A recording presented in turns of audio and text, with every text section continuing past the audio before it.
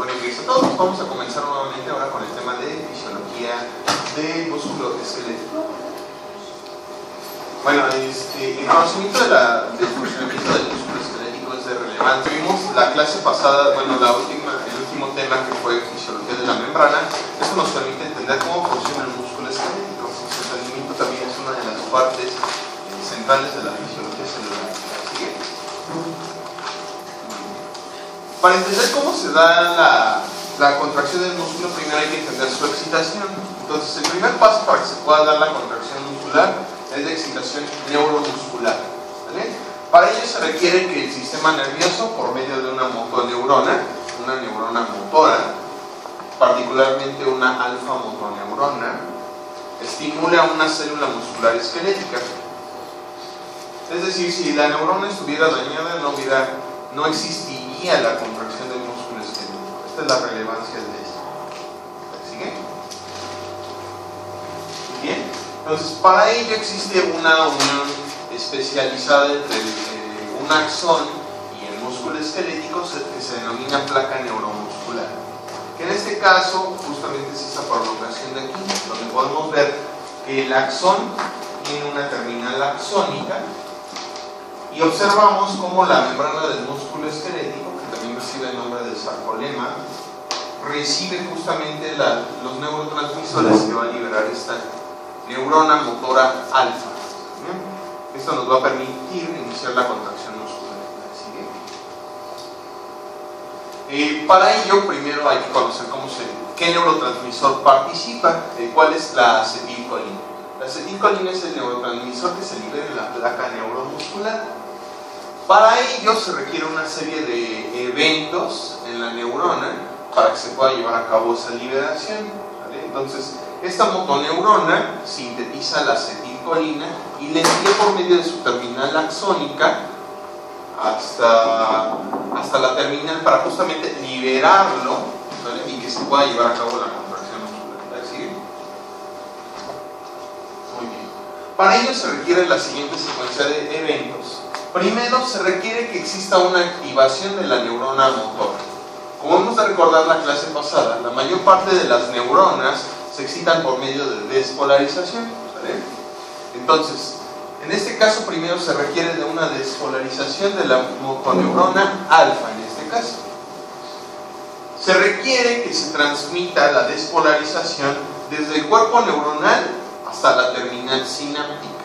Ese es el segundo evento que se requiere. Vamos a ver en fisiología sináptica cómo se da este paso. Después de ello se requiere, debido a la despolarización de la terminal sináptica, se abren un tipo de canales que son canales de calcio dependientes de voltaje. Estos canales de calcio dependientes de voltaje solo se abren cuando la célula o la terminal sináptica se encuentra despolarizada. Antes no se puede repetir.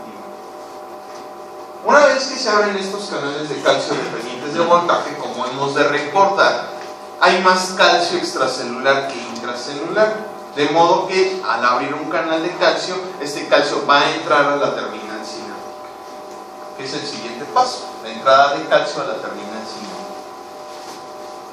Gracias a que existe calcio en la terminal sináptica, se van a poder unir las vesículas con neurotransmisor, que en este caso el neurotransmisor quedamos que es acetilcolina.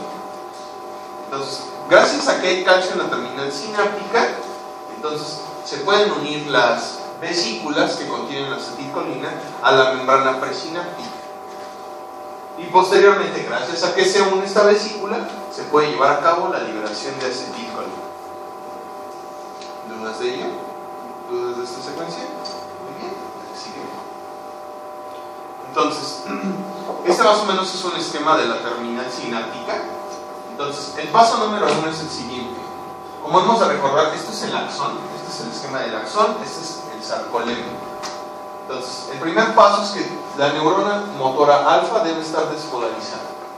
Después, esta despolarización se debe transmitir a esta porción que es la terminal sináptica. Tiene que entrar.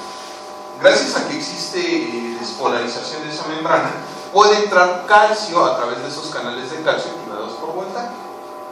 Si hay calcio, entonces se pueden unir estas vesículas que contienen acetilcolina a la membrana sináptica, presináptica, y entonces se puede liberar la acetilcolina, ¿vale?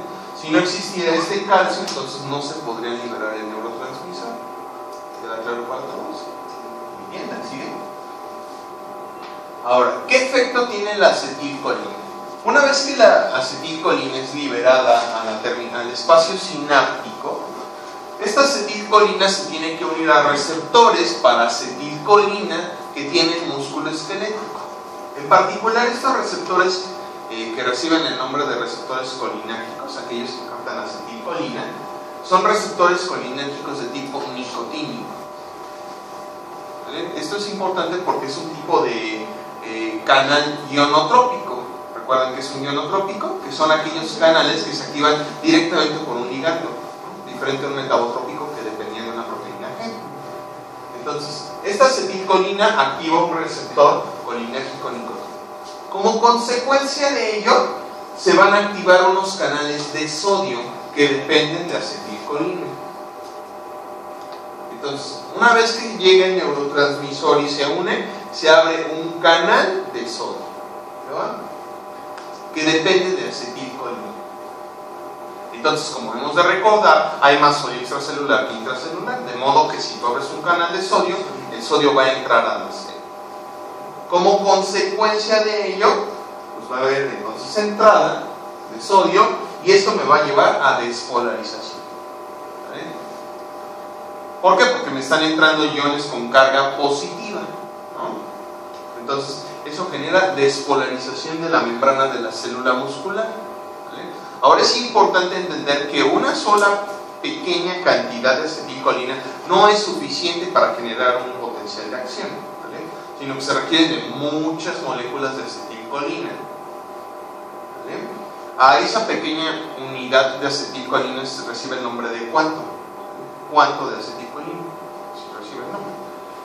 Entonces se requieren aproximadamente de 25 a 30 cuantos para generar un potencial de acción. ¿La sigue? Entonces observamos aquí un esquema del receptor colinérgico nicotínico, en donde no tengo aquí acetilcolina, entonces observamos cómo el canal se encuentra cerrado. Cuando hay acetilcolina, este canal se abre. Entonces el sodio puede ingresar a la ¿La sigue? O sea, para que pueda entrar el sodio y la acetilcolina, para poder entrar la acetilcolina requiere de sodio, por eso ya es en el músculo esquelético. El anterior era el calcio para poder ser liberado la acetilcolina. Exactamente. O sea, se requiere de calcio para que se libere la acetilcolina. ¿Va? Y esa acetilcolina sirve para que entre sodio a la célula muscular. ¿Sí queda claro eso para todos?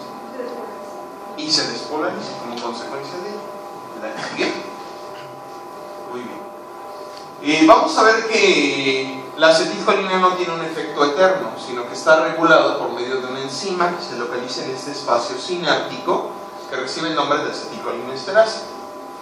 Entonces, una vez que la acetilcolina en general está formado por dos sustancias, por acetilcoenzima A y colina, ¿no? Por acetilcoenzima A y colina, que está abreviado como CH por cholina. Entonces, al unirse estas dos, ¿va?, y liberarse, entonces esta acetilcolina lleva a cabo su efecto aquí, ¿va? Pero si existiera este efecto de manera continua y eterna, todo el tiempo el músculo estaría en contracción, eso no es conveniente. Entonces tiene que haber una manera en que se pueda degradar esa acetilcolina, y eso es por medio de una enzima que se llama acetilcolina esterasa. Esta acetilcolina esterasa rompe la acetilcolina en la colina y en el grupo acetila, ¿vale? Posteriormente, la única parte que se recicla del neurotransmisor es la colina. Entonces, de la acetilcolina, la colina es recapturada por la neurona para formar otra vez acetilcolina, ¿no? Y este grupo acetilo se transforma posteriormente en acetato y se elimina, ¿no? Entonces, de esta manera se regula la actividad de la acetilcolina por medio de esta enzima llamada acetilcolina esterasa. ¿La sigue?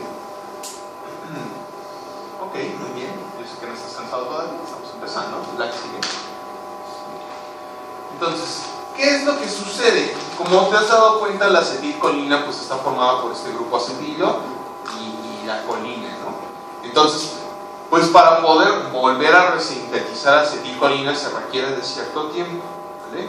Entonces puede existir algo que se denomina fatiga de la unión. Esta fatiga de la unión consiste en lo siguiente. Como sabemos, la presencia de un potencial de acción en la neurona motora alfa, me lleva a liberación de acetilcolina, ¿no? Y eso obviamente me va a llevar a contracción muscular. Pero si estimulo muchas veces a esa neurona, va a llegar un momento en donde libere muchísima acetilcolina. Y eso me va a llevar a muchas contracciones musculares. Y si hay muchas contracciones musculares, eso me puede llevar a daño muscular, ¿verdad? Porque esa contracción muscular sostenida e intensa me puede llevar a que los filamentos se dañen y se rompan. Entonces, una manera de protegerse para esto existe la fatiga de la unión, en donde yo libero acetilcolina, pero llega un momento en donde esa acetilcolina se acaba. ¿Se queda claro? O sea, porque tenemos un límite de acetilcolina. Imagínate que yo tuviera 5 acetilcolina nada más. Entonces, si me estimulan 20 veces, pues no tengo más acetilcolina para estimular al músculo. Entonces, a eso se le llama fatiga de la unión, justamente cuando se me acaban o se me agotan los neurotransmisores. ¿La sigue? Entonces, ¿para qué sirve esto? Bueno, hay un par de enfermedades de la placa neuromuscular. Una de ellas es miastenia gravis, que es la más común, en donde se generan anticuerpos que bloquean el receptor de acetilcolina. Entonces, si bloquea el receptor de acetilcolina, ¿se podrá pegar la acetilcolina? No. Entonces, como consecuencia, ¿se podrá contraer el músculo? No. Entonces, característicamente estas personas presentan debilidad muscular. ¿Por qué? Porque no pueden llevar a cabo contracción. ¿Aquí queda claro? Muy bien. La otra es otro síndrome que se denomina el síndrome de Eaton-Lambert, que es un poquito más raro, en donde el problema es que se generan anticuerpos que bloquean a los canales de calcio dependientes de voltaje. Entonces, ¿te acuerdas que los primeros pasos era que la terminal axónica pudiera transmitir la despolarización y después se abrieran estos canales de calcio para que se pudiera liberar la acetilcolina? ¿Qué pasaría si estos canales de calcio estuvieran bloqueados? ¿Podría entrar el calcio? ¿Podría liberarse la acetilcolina? No, entonces no habría contracción igual. ¿Sí queda claro eso para todos? Muy bien. Esa es la relevancia y la práctica clínica de ello. ¿La sigue? Mire, de hecho aquí se observa qué es lo que sucede aquí. Observen, esta porción de aquí que se ve un poquito rosita son los receptores para acetilcolina. Observen cómo en una persona normal pues hay muchos receptores, pero si se forman estos anticuerpos contra el receptor, la cantidad de receptores disminuye. Entonces eso me lleva a que la contracción muscular sea menos intensa. ¿La sigue? Muy bien. Entonces, una forma de tratar a estas personas es justamente inhibir la actividad de la acetilcolinesterasa, con la finalidad de que estos pocos receptores para acetilcolina que quedan, por medio de la poca acetilcolina que se está liberando aquí, pues se mantengan activos siempre, para que una persona pueda seguir contrayendo. Entonces, en este caso es una de las aplicaciones clínicas que tiene la axila. Muy bien. Ahora, ¿qué pasa después de que la célula se despolariza? O sea, de que la célula muscular se despolariza. Después de ello, como hemos de recordar, bueno, no lo mencioné en la clase pasada, los potenciales de acción tienen dos características. Uno es que se propagan a lo largo de toda la membrana, el primero, y segundo es que no disminuyen su intensidad, ¿vale? Es decir, que permanecen constantes. Entonces, si se genera despolarización justamente en el sitio donde hay acetilcolina, ¿no? Porque quedamos que entraba el sodio, después esa despolarización se transmite a lo largo de la membrana. Vamos a ver que esa membrana muscular esquelética tiene invaginaciones de esa membrana que se denominan túbulos T. Entonces, posteriormente este impulso eléctrico que se generó de manera inicial en donde estaba el receptor de acetilcolina, después de ello tiene que transmitirse a lo largo de estos túbulos T, ¿verdad? Entonces, los túbulos T, como mencionamos, son invaginaciones de esta membrana muscular, ¿vale? Vamos a ver que los lados de este túbulo T, miren la que sigue, para que lo podamos ver. Miren, para que lo vean en esta imagen. Entonces, aquí tenemos los receptores colinérgicos nicotínicos. Entonces, llega la acetilcolina y se pega aquí. Y entonces la despolarización o el potencial de acción comienza aquí, en este punto. Entonces, como sabemos, todo potencial de acción se propaga hacia toda la membrana y no disminuye su intensidad. Entonces, este potencial de acción de aquí se transmite a través de la membrana. Y observen cómo esta membrana tiene invaginaciones, que estas invaginaciones se denominan túbulos T. ¿Vale? Entonces, este potencial de acción se transmite a través de estos túbulos T. ¿Vale? Y a los lados de estos túbulos T, como se observa mejor en este esquema de aquí, observen cómo tenemos un túbulo T y a los lados de este túbulo T hay unas dilataciones, ¿vale?, que son parte del retículo sarcoplásmico, que se denominan cisternas terminales. ¿Vale? Entonces tenemos una cisterna terminal a cada lado del túbulo T, ¿no? 1 y 2. A esto en su conjunto, de hecho, se le denomina triada. Es la formación de 2 cisternas y un túbulo T. Bien, algunos problemas técnicos. Entonces, después de ello, el túbulo T, entonces, quedamos que este túbulo T transmite esa despolarización. Como consecuencia, esa despolarización también se transmite a las cisternas. ¿Vale? De hecho, la función del túbulo T es transmitir este potencial de acción ¿hacia qué estructuras? Hacia las cisternas, que realmente están pegadas, o sea, realmente no están tan alejadas, sino que están un poquito más pegadas aquí al túbulo. ¿Vale? ¿Dudas de ello hasta ahí? Muy bien. ¿La que sigue? Entonces, después de ello, se tienen que abrir nuevamente otros canales de calcio dependientes de voltaje. Pero ahora, estos canales de calcio dependientes de voltaje forman parte de la membrana del retículo sarcoplásmico. ¿Vale? A estos canales de calcio se les denomina canales de calcio sensibles a rianodina. ¿Vale? Que la rianodina los pueda abrir. Entonces, estos canales de calcio sensibles a rianodina son canales dependientes de voltaje que solamente se abren cuando la cisterna del retículo sarcoplásmico está despolarizada. ¿Sí queda claro? Entonces, si una célula está despolarizada, una célula muscular, como consecuencia, pues abrirán estos canales. ¿Verdad? Mira, la sigue. Entonces, aquí tenemos este esquemita, observen. Aquí tenemos el receptor de acetilcolina, que aquí no se marca. Entonces, el potencial de acción se genera aquí. Después, esto se transmite a través de esta imaginación, que quedamos que se llama túbulo T, ¿no? Entonces, si hay una despolarización, quedamos que a los lados de este túbulo T están estas estructuras que se llaman cisternas terminales. Y observen cómo aquí hay una proteína que se llama receptor de dihidropiridina. A esta proteína se le llama receptor de dihidropiridina. Entonces, literalmente funciona así. Si ese receptor de dihidropiridina está despolarizado, abre el canal de calcio sensible a rianodina. Ese de aquí se llama canal de calcio sensible a rianodina. ¿Vale? Entonces, si una célula se despolariza, se abre ese canal. Si una célula está en reposo, ¿qué pasa con ese canal? Se cierra, como se observa aquí. Esto sería reposo o repolarización, y esto sería despolarización. ¿No?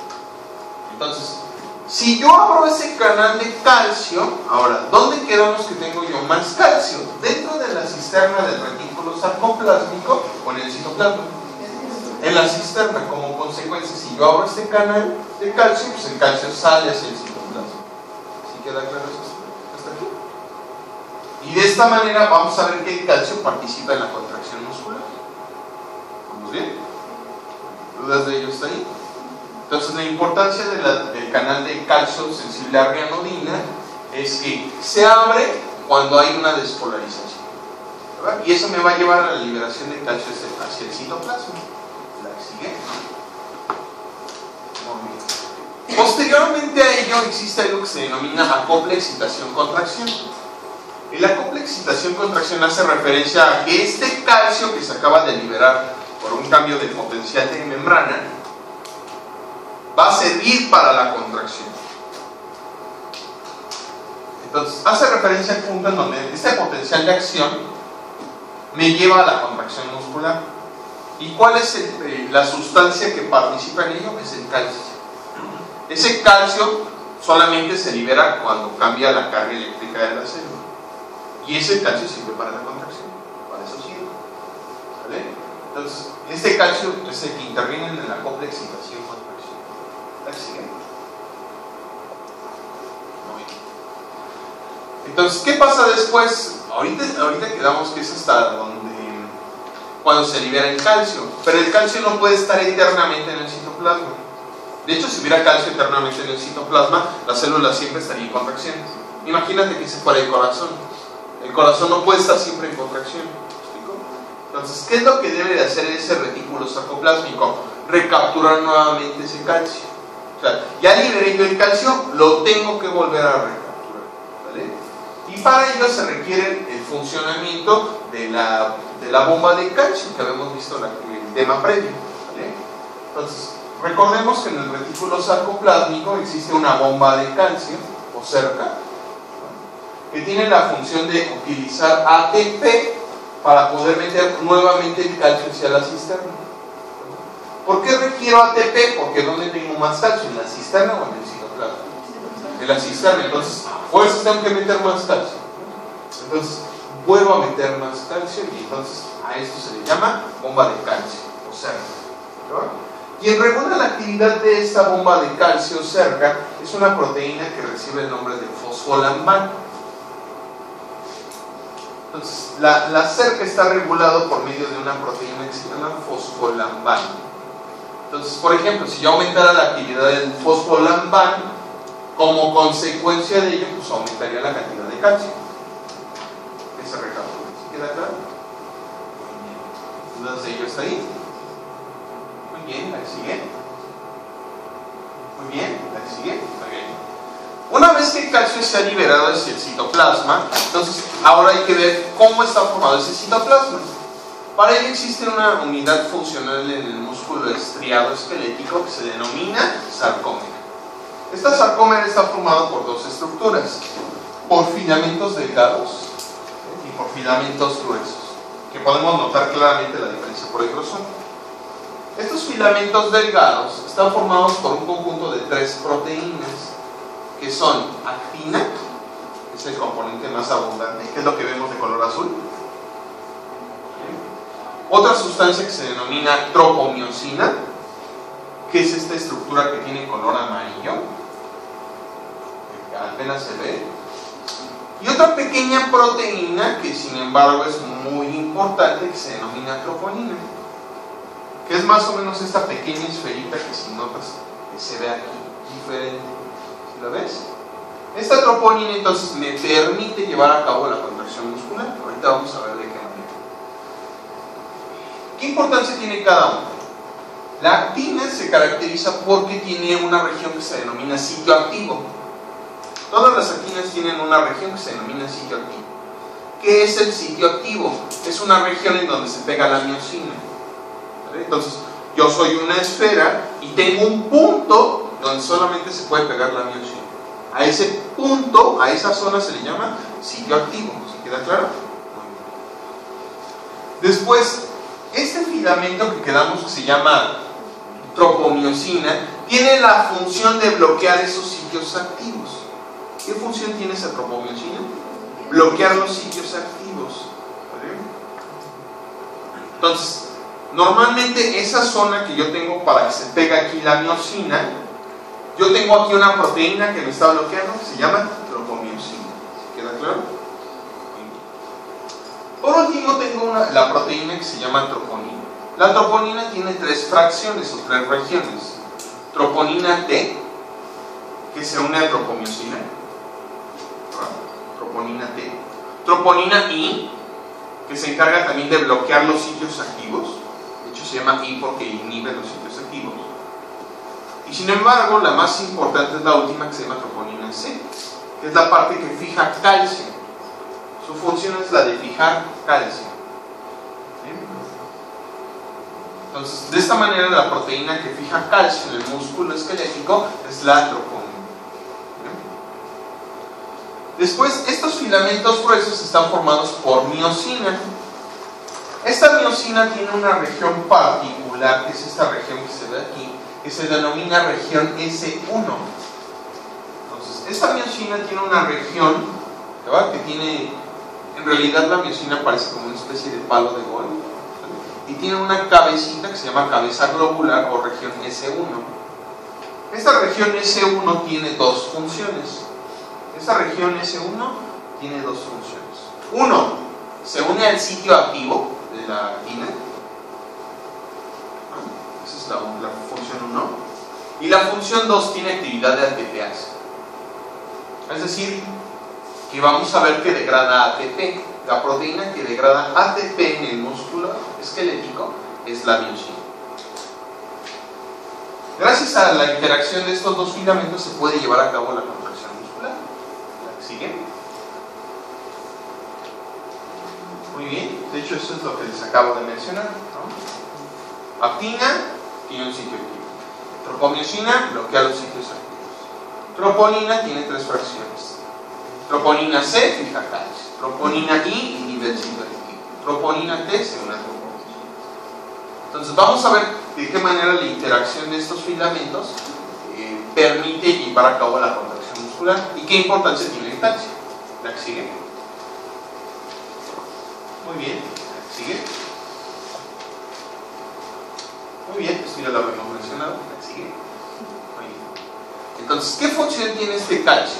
Una vez que el calcio es liberado de la cisterna del retículo sarcoplásmico, ese calcio ¿a qué proteína del músculo se va a unir? A la troponina, ¿te acuerdas? A la troponina C. Muy bien.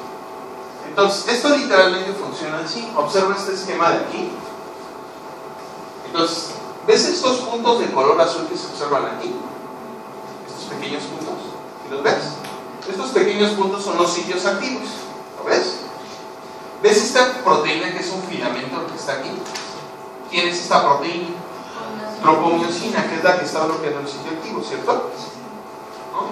¿Ves esta proteína de color rojo? Esta es troponina, ¿no? Entonces, observa cómo cuando no hay calcio, este sitio activo está bloqueado por la tropomiosina. ¿Sí queda claro? Ahora, ¿qué pasa cuando hay calcio? Cuando hay calcio, lo que hace la tropomiosina, lo que hace es que la troponina mueve a la tropomiosina y entonces de esta manera libera el sitio activo. ¿Me explico? Observa esto, o sea, ve, no hay calcio, entonces la tropomiosina bloquea el sitio activo. Cuando hay calcio, ¿qué va? Entonces ve qué es lo que hace la tropomiosina, se eleva. ¿Vale? Entonces de esta manera me van a quedar descubiertos ¿qué regiones? Los sitios activos. ¿Vale? ¿De qué manera lo podemos entender? ¿Alguien tiene una bufanda? ¿Me la prestas tantito? ¿Quién podrá pasar? Pásale, Jaime. Entonces, mira, esto funciona literalmente así. Nosotros, haz de cuenta, nosotros somos la troponina, ella y yo. ¿Verdad? Nosotros somos troponina. Y este filamento que nosotros sostenemos es tropomiosina. ¿Verdad? Mis manos, ¿qué parte de la troponina serían? La troponina T, ¿no? Porque la troponina T, ¿qué función tenía? Una tropomiosina, ¿te acuerdas? Muy bien, ¿no? Ahora, imagínate que mi cabeza es la que fija calcio y de cierta manera mi cuerpo también está bloqueando un sitio activo. ¿Sí queda claro? Troponina I, troponina T, troponina C. ¿Qué va? Entonces, en este momento nosotros estamos tapando aquí el sitio activo, ¿estamos de acuerdo? Cuando hay calcio pasa esto. Eso, muy bien. Cuando hay calcio pasa esto. Yo troponina, me vuelvo un poco y subo a la tropomiosina. ¿Qué pasa entonces? Se desbloquean y se abren los sitios activos. Esto siempre y cuando haya calcio. No hay calcio, bloqueados. Hay calcio, abiertos. Entonces, ¿en qué momento puede haber contracción? Cuando están descubiertos los sitios activos. Es decir, solamente cuando hay calcio. ¿Sí queda claro? Gracias. Denle like a la página de Jaime. ¿Qué va? Muy bien. ¿Sí queda claro eso para todos? Muy bien, la que sigue. Ahora, ¿qué sucede después? Ocurre una serie de fenómenos que es la interacción entre actina y miosina. ¿Vale? Entonces, ¿pueden apagar la luz, por favor? Para ver si se ve mejor, porque se ve muy brillante la imagen. Dale bien. Oh, pues. Ándale, a ver. Oh, pues. Ándale, ya ves. Eso, muy bien. Entonces, ven que en este caso de aquí tenemos nuevamente estas proteínas de color naranja, en este caso, que es otra vez la actina. Y en este caso tenemos a la miosina, que es el filamento de color verde. Si observas esta región que es la cabeza, la región S1, muy bien. Observa cómo de manera inicial estamos considerando que ya no hay tropomiosina, ¿no? Porque no veo la tropomiosina aquí, ¿verdad? Entonces, observa cómo esta cabeza tiene pegado dos sustancias, ADP y fosfato. Tienen pegadas dos sustancias, ADP y fosfato. Cuando se libera el fosfato, ¿a qué va? De la cabeza, ve qué pasa con la actina y la miosina. Se unen, ¿qué va? Entonces, una vez que se libera el fosfato, se puede unir actina y miosina. ¿Sí queda claro eso para todos? Entonces, para eso se requiere el fosfato. Cuando se libera, se pega. Después, cuando se libera el ADP, observa cómo primero la miosina está así y después lo que hace es jalar y hacer esto. ¿Lo ves? Observa bien. De manera inicial está aquí, ¿no? Y lo que hace después cuando se libera el ADP es que lo mueve. Y de esta manera está jalando al filamento delgado, ¿cierto? Está existiendo movimiento aquí, ¿cierto? En este momento ya ocurrió la contracción. ¿Va? A este paso de aquí donde se libera ADP se le denomina golpe de fuerza. ¿Vale? Entonces, el golpe de fuerza depende de la liberación de ¿quién?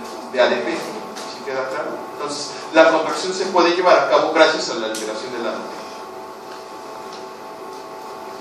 Ahora, ¿qué pasa si yo quiero relajar al músculo? ¿Qué debería de hacer? Romper el enlace que hay entre actina y miosina, ¿cierto? ¿De qué manera rompo el enlace entre actina y miosina? Por medio de esta molécula, ATP. ¿Vale? Entonces, el ATP participa en la separación entre ¿quién? Entre actina y miosina. Entonces, el ATP participa en la contracción o en la relajación muscular. En la relajación muscular. O sea, porque si yo estoy en contracción, ¿vale? Aquí ya no hay ATP. Llega el ATP, ¡pum! Se rompe el enlace. ¿No? Entonces, después de ello, el ATP se queda pegado a la miosina, ¿cierto? ¿Lo ves? ¿Y te acuerdas qué actividad te dije enzimática tiene la cabeza? De ATPasa, ¿te acuerdas? Entonces, ¿qué hace esta ATPasa? Rompe el ATP en ADP y fosfato. Entonces, este ATP lo rompe en ADP y fosfato. Y entonces vuelvo a regresar al inicio. ¿Sí queda claro? Entonces, este ciclo se perpetuaría si yo tuviera siempre calcio en el citoplasma. ¿Sí queda claro? O sea, siempre que estuvieran abiertos los sitios activos, este ciclo se podría repetir y repetir y repetir eternamente. ¿Sí queda claro eso para todos? ¿Dudas de ello? Muy bien, ¿sigue? De hecho, aquí tenemos cómo funciona la sarcómera. Observen que estos son los límites de la sarcómera, ¿vale? Que se denominan discos Z. Observen, estas proteínas que se ven aquí, estas líneas que se ven aquí, son los filamentos gruesos, ¿estamos de acuerdo? Estos de aquí son los filamentos ¿qué? Gruesos. Y estos que se ven acá son los filamentos delgados. Entonces, recuerda que los filamentos gruesos, la función que tienen es jalar a los filamentos delgados, ¿cierto? Entonces, básicamente, imagínate que mis brazos son los filamentos gruesos, ¿qué va? Mis antebrazos son las unidades S1, ¿qué va? Entonces, si yo me pego a actina, ¿qué va? Primero que se requirió que se liberara fosfato, ¿te acuerdas? Después, cuando se libera el ADP, ¿qué es lo que hago? Jalo, ¿cierto? Y entonces, básicamente, los filamentos de miosina jalan a los de actina. Y entonces, observa que pasa eso. De cómo estos filamentos de miosina se mantienen constantes, no cambian, pero cómo los filamentos delgados se dirigen hacia el centro de la sarcómera. ¿Sí queda claro? Entonces, de esta manera ocurre el acortamiento muscular. Y el acortamiento muscular se denomina contracción. ¿Sí queda claro eso para todos? ¿Sí queda claro? Sí. ¿Sigue? Muy bien, ¿sigue? Muy bien. Entonces, ¿qué pasa cuando no hay ATP? Cuando no hay ATP, lo que de manera inicial sucede es que no puede haber relajación muscular. ¿Vale? Por ejemplo, cuando una persona muere, pierde ATP, ya no hay ATP. Ya eso se le llama rigidez cadavérica o rigor mortis. ¿Vale? Y ocurre gracias a que, debido a que no hay ATP, pasan dos cosas. Primero, si no hay ATP, ¿se puede separar actina y miosina? Entonces siempre se quedan pegados. Y dos, ¿te acuerdas que para meter el calcio a la cisterna requería de una bomba? ¿No? Requería ATP. Entonces, si una persona se muere, pues no puede recapturar el calcio. ¿No? Si no puede recapturar el calcio se queda en el citoplasma. ¿Te acuerdas? Y entonces, ¿qué pasa? Que el sitio activo siempre está abierto, ¿no? Y entonces este ciclo puede seguir eternamente, ¿no? Y de esta manera, por eso se quedan en rigidez. ¿Sí queda claro? Muy bien, ¿sigue? Muy bien. Ahora, ¿qué pasa? Después de ello vamos a ver que la contracción tiene un límite. Esta sarcómera se puede acortar, pero hasta cierto grado. Dependiendo de qué tanto se acorte, va a aumentar la tensión muscular, ¿no? Pero si sigo estirando en exceso, llega un momento en donde la tensión muscular empieza a disminuir. ¿Por qué? Porque imagínate que yo hago esto. Agarro, empiezo a cortar, acortar, ya empiezo a hacer esto, acorto. Esto es funcional. Si te das cuenta, empiezo a romper los filamentos de aquí, ¿no? Los empiezo a sacar de su lugar. Entonces, eso empieza a disminuir la tensión muscular. ¿Verdad? Observa esto. Cuando tengo una longitud grande de esta sarcómera, o sea, cuando está en relajación, ¿de qué pasa cuando empiezo a cortar la sarcómera? ¿Qué le pasa a la tensión? ¿Disminuye o aumenta? Aumenta, ¿no? Entonces empiezo a cortar, aumenta, ¿no? Después observa cómo hay una máxima longitud de tensión. Más o menos la longitud de la sarcómera en este punto es de 2 micras. Pero ¿qué pasa si empiezo a cortar más la sarcómera? ¿Qué le pasa a la tensión? Empieza a disminuir. ¿Por qué empieza a disminuir? Porque empiezo a dañar los filamentos. ¿Me explico? Entonces, a este diagrama se le llama diagrama longitud-tensión, ¿vale? Y consiste en que gradualmente va aumentando la tensión conforme voy acortando la sarcómera. Pero, si vuelvo esta sarcómera menor a 2 micras, o sea, si la sigo acortando mucho, esa tensión disminuye porque daño los filamentos. ¿Sí queda claro? Entonces, la máxima tensión usualmente se alcanza a las 2 micras de diámetro. ¿Sigue? Muy bien. Miren, de hecho aquí se observa el diagrama. Observen. Sarcómera en reposo, ¿no? Aquí tengo tensión muscular. Pues no, muy bajita. Y observen cómo empiezo a contraer. ¿Qué empiezo a hacer con la sarcómera? Le empiezo a cortar, ¿no? Entonces, observen cómo aquí hay contracción, pero si sigo acortando, ven cómo aquí ya se empiezan a doblar los filamentos, ¿no? Entonces, si empiezo a doblar los filamentos, empiezo a romper la estructura y entonces la tensión empieza a disminuir. ¿Y queda claro eso para todos? Muy bien, ¿sigue? De hecho, como esta es muy lógica, ¿sale? Esta es la curva de velocidad de contracción versus carga. Dependiendo de qué tan pesado está un objeto que yo cargue, va a ser la velocidad de contracción, ¿verdad?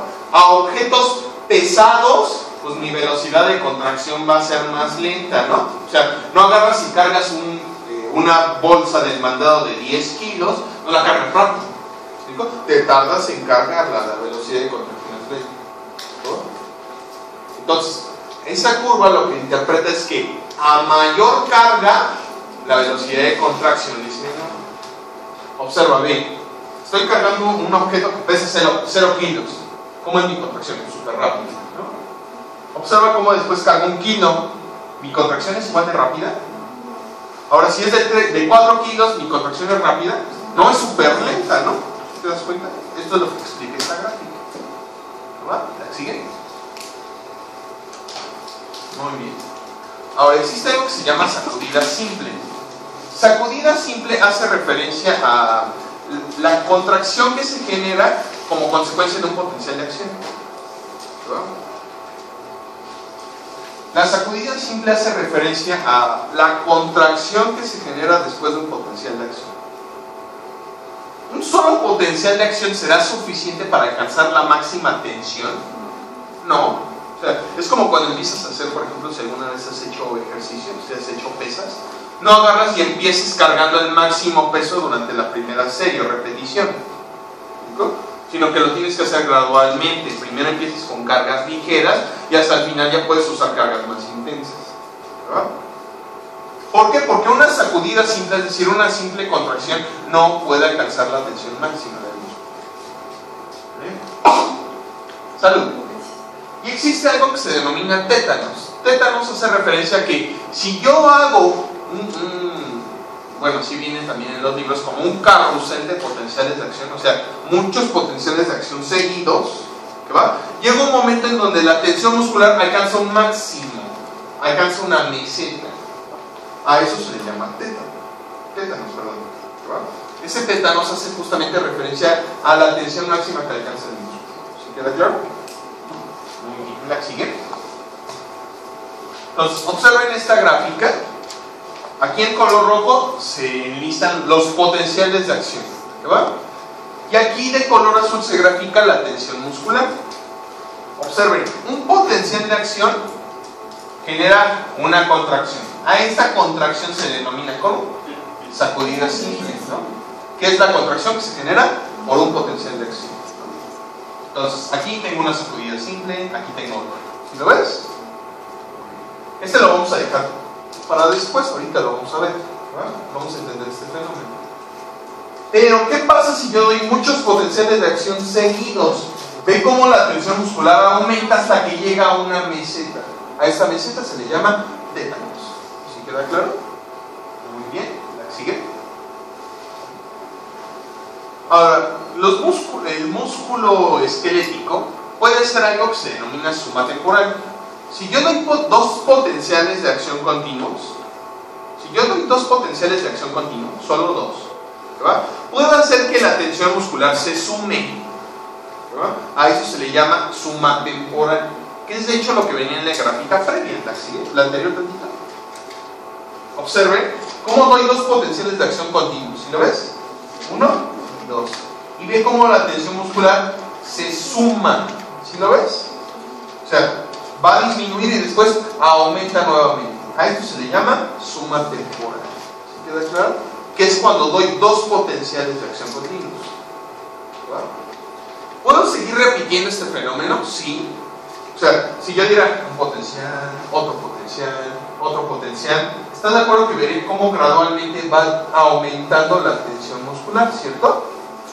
Y entonces de manera imaginaria alguien imaginó y dijo, pues esto parece como peldaños de escalera. ¿Me explico?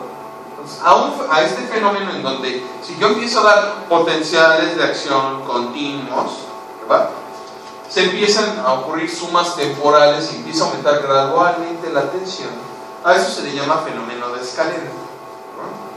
Que es una capacidad que tiene el músculo. Fíjate, ¿la sigue?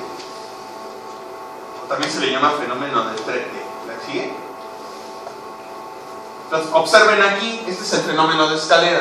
Observen, doy dos potenciales de acción, ¿no? Potencial de acción, potencial de acción, potencial de acción, potencial de acción. Y observen cómo la tensión muscular empieza a aumentar gradualmente. ¿Sí lo ves? Entonces, a ese aumento gradual de la tensión muscular se le llama fenómeno de escalera. ¿Qué va? Y es característico del músculo esquelético. O sea, una suma temporal. Solamente incluye dos potenciales de acción. Pero esa no es el fenómeno. O sea, exacto. O sea, si sigo perpetuando esa suma temporal, entonces voy a ver que se empieza a dar el fenómeno de escalera. O sea, la suma temporal solo hace referencia a dos potenciales. Y el fenómeno de escalera hace referencia a que si yo sigo con ese fenómeno, pues se forma una como escalera. ¿Verdad? Y a eso se le llama fenómeno de escalera. ¿La sigue? Muy bien. Después existen conceptos que se llaman precarga, poscarga y carga total. Precarga hace referencia a la tensión muscular que yo desarrollo cuando yo mantengo sujetado un objeto. Por ejemplo, si yo estoy cargando esta bolsa roja, ¿no? Si yo estoy cargando esta bolsa roja, en este momento se está llevando a cabo cierta tensión muscular, ¿cierto? ¿Pero estoy haciendo movimiento? No. A esto se le llama precarga. Es la tensión muscular que se desencadena como consecuencia simplemente de mantener o de sujetar una carga, un peso. A eso se le llama ¿cómo? Precarga. Poscarga hace referencia a la tensión que requiero para cargar ese objeto. Esto es poscarga. Esto. O sea, precarga es mantenerlo sujetado. Poscarga es qué tanta tensión requiero para poderlo subir. ¿Sí queda claro? Y carga total hace referencia a la tensión que requerí pues, entre la precarga y la poscarga. Eso se le llama carga total. O sea, la tensión total que requerí para poderlo levantar. ¿Sí queda claro los conceptos entre precarga, poscarga y carga total? Muy bien, sigue. Muy bien. Existen dos tipos de contracciones, isométrica e isotónica. Básicamente la isométrica consiste en que no existe acortamiento muscular, simplemente se aumenta la tensión. ¿Queda claro? O sea, por ejemplo, en este ejemplo, yo en este momento no estoy modificando mi longitud, ¿me explico? Si yo estoy cargando este objeto, pero si hay contracción, porque está aumentando la tensión muscular. A eso se le denomina como contracción isométrica. O sea, isométrica quiere decir de la misma medida. O sea, la longitud del músculo se mantiene constante. ¿Va? Ahora, si yo quiero llevar a cabo movimiento, voy a tener que acortar, ¿cierto? Y entonces, mi tensión, por ejemplo, yo para mantener sujetado este músculo, o sea, para poder llevar a cabo este movimiento, requiero de otra contracción que se llama isotónica. La contracción isotónica se caracteriza. La contracción isotónica se caracteriza porque en este momento todo el músculo tiene la misma tensión, ¿no? Pero sí se modifica la longitud. Entonces, por ejemplo, la contracción isométrica es la que te permite, por ejemplo, estar de pie. ¿Me explico? En este momento yo estoy de pie, pero para mantenerme de pie mantengo cierto grado de contracción. ¿Me explico? Pero no estoy acortando nada. Y la contracción isotónica sirve para moverme. ¿Qué va? La contracción isotónica sirve para moverme. ¿La siguen? Mira, de hecho aquí tengo esto de contracción isométrica versus isotónica. Observa cómo en la isométrica, primero, no estoy cargando nada, no tengo nada, y si yo cargo algo, ¿estás de acuerdo que yo mantengo la longitud? ¿Cierto? No se modifica la longitud, pero lo que sí se modifica es la tensión, ¿cierto? A eso se le llama isométrica. Y en la isotónica sí se modifica la longitud, ¿cierto? Pero la tensión en todo el músculo es igual. ¿Queda claro? Entonces, contracción isotónica sirve para movimientos y la contracción isométrica usualmente sirve para mantener el tono muscular. La sigue. Muy bien. Ya la última, y acabamos. Unidad de fisiología musculoesquelética. Por último viene un concepto que se denomina unidad motora. La unidad motora hace referencia a la cantidad de células musculares que inerva una sola motoneurona. Hace referencia a la cantidad de fibras musculares que inerva una sola motoneurona. No es lo mismo que una motoneurona controle a 1000 células a que una motoneurona solamente controle una célula. ¿Qué movimiento será más preciso? En donde una neurona controla solo una célula, ¿cierto? Entonces, cuando hay unidades motoras pequeñas, quiere decir que una sola neurona inerva poquitas células, los movimientos que se desarrollan son más finos. ¿Vale? Son movimientos finos. Por ejemplo, como en las manos. Aquí en las manos las unidades motoras son muy pequeñas. Gracias a que mi unidad motora es pequeña, puedo tener movimientos finos. En cambio, si mi unidad motora es muy grande, pues mis movimientos no serán tan finos. A ese tipo de movimientos se les llama movimientos gruesos o groseros. Y estos, por ejemplo, se utilizan en músculos en donde no requiero tanta precisión, como por ejemplo en la espalda. No voy a agarrar con la espalda un objeto, ¿me explico? Pero sí requiero con la mano. Entonces, las unidades motoras pequeñas usualmente se encuentran en regiones distales del cuerpo, manos y pies. Y las unidades motoras grandes se localizan sobre todo en músculos del tronco. ¿Sí queda claro? Muy bien. Bueno, esto sería todo de este tema. ¿Está bien? ¿Alguna duda?